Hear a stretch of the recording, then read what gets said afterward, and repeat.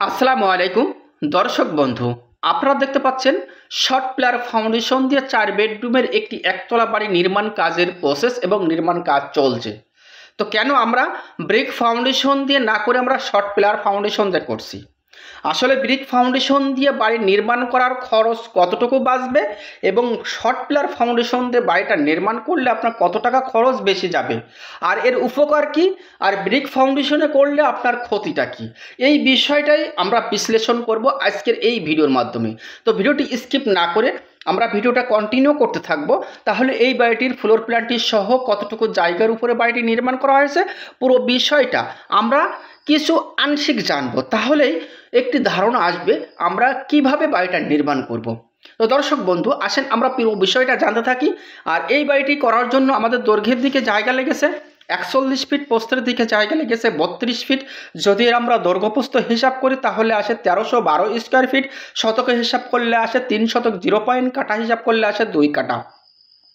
খুবই অল্প জায়গার ভিতরে অসাধারণ মানের 4 বেডরুমের এই একতলা বাড়ি নির্মাণ কাজ আপনারা দেখতে পাচ্ছেন শর্ট প্লেয়ার ফাউন্ডেশন দিয়ে। বাড়িটা নির্মাণ করা হয়েছে 16টা কলাম দ্বারা।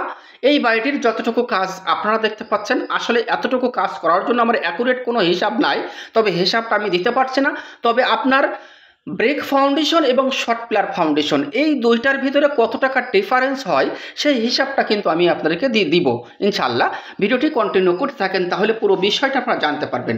তো এটা হচ্ছে সামনের সাইড, আমরা সামনের সাইড থেকে আমরা উঠলাম সিঁড়ির রুম দিয়ে। এখনও বিল্ডিংটি গাঁথনি কাজ চলছে, আপনার গাঁথনি কাজ কমপ্লিট হলে ভিডিওটা আমি কিন্তু আরেকবার দেবো আপনাদেরকে, তাহলে সেই ভিডিওতে আমি পুরো হিসাবটা আপনাদেরকে আমি দিব ইনশাল্লাহ।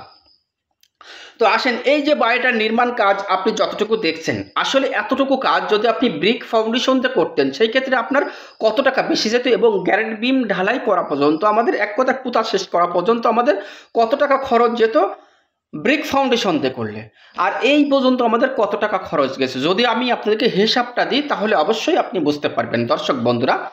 ব্রিক ফাউন্ডেশন এবং শর্ট প্লেয়ার ফাউন্ডেশন, আর এর ভিতরে পার্থক্য হলো এটাই, আপনার গাইড বিম ঢালাই দেওয়া পর্যন্ত আপনি গাইড বিম ঢালাই করা পর্যন্ত এই বিল্ডিংটাতে আপনার 4 লক্ষ টাকা গেছে। সাপোজ অ্যাকুরেট হিসাব না, সেম বিল্ডিংটায় যদি আপনি ব্রিক ফাউন্ডেশন দিয়ে করতেন সেক্ষেত্রে আপনার খরচ এখান থেকে হয়তো 3,30,000 টাকা মতো যেত।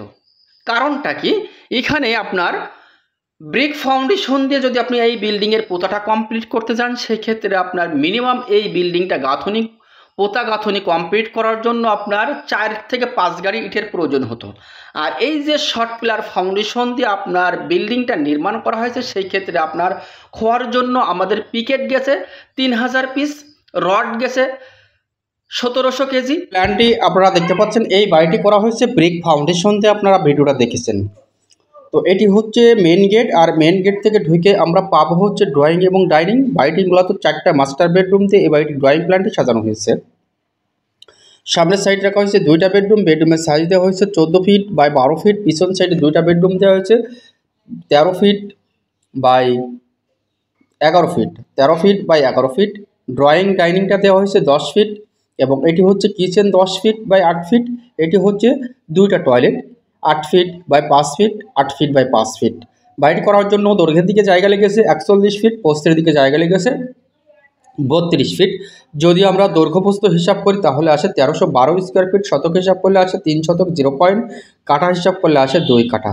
তো আমরা যখন বাড়িটা নির্মাণ করব অবশ্যই দক্ষ ইঞ্জিনিয়ার দ্বারা বাড়িটা ড্রয়িং ডিজাইন করে নেব, নিয়ে আপনারা বাড়িটা নির্মাণ করার জন্য চেষ্টা করব। ভালো থাকবেন, সুস্থ থাকবেন, আমার জন্য সকলে দোয়া করবেন।